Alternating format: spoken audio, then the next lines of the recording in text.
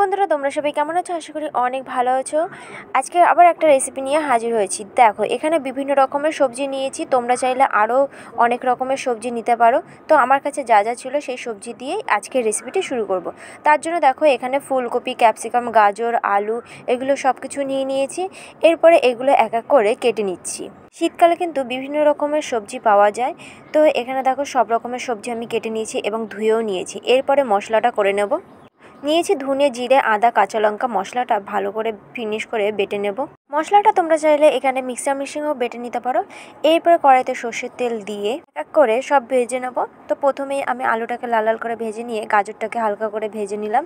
তারপরে ফুলকপি দিয়ে, এরপর ওর মধ্যে ফুলকপিটা আর ক্যাপসিকাম দিয়েও ভালো করে লাল লাল করে ভেজে নিয়ে ওই তেলেতেই ঘি মিলিয়ে ফোড়নে শুকনো লঙ্কা, তেজপাতা, গোটা গরম মশলা, সঙ্গে রয়েছে বেটে রাখা মশলা, আর দিয়ে দিলাম লবণ, হলুদ। একটু নাড়িয়ে চাটিয়ে টমেটো দিয়ে এবং কাশ্মীরি লঙ্কার গুঁড়ো দিয়ে ভালো করে মশলাটাকে কষিয়ে নিয়ে ভেজে রাখা সবজিগুলো দিয়ে, সঙ্গে রয়েছে বড়িগুলোকে লাল লাল করে ভেজে নিয়ে একসঙ্গে দিয়ে নাড়িয়ে চাড়িয়ে নিয়ে নিলাম। এরপর পরিমাণ মতো জল দিয়ে তার মধ্যে দিয়ে দেবো ম্যাগি মশলা, কাসুরি মেথি, সামান্য চিনি। ভালো করে নাড়িয়ে চাড়িয়ে, দেখতেই পাচ্ছ ঝোলটা যখন এরকম টাইপের হবে তখন নামিয়ে নেব। এই রেসিপিটি ভাত, রুটি, পরোটা সব কিছু দিয়েই খাওয়া যাবে। আর আজকের রেসিপিটি তোমাদের কাছে কেমন লাগলো অবশ্যই কমেন্ট করো। ভালো লাগলে আমার ইউটিউব চ্যানেলটি সাবস্ক্রাইব করে দিও।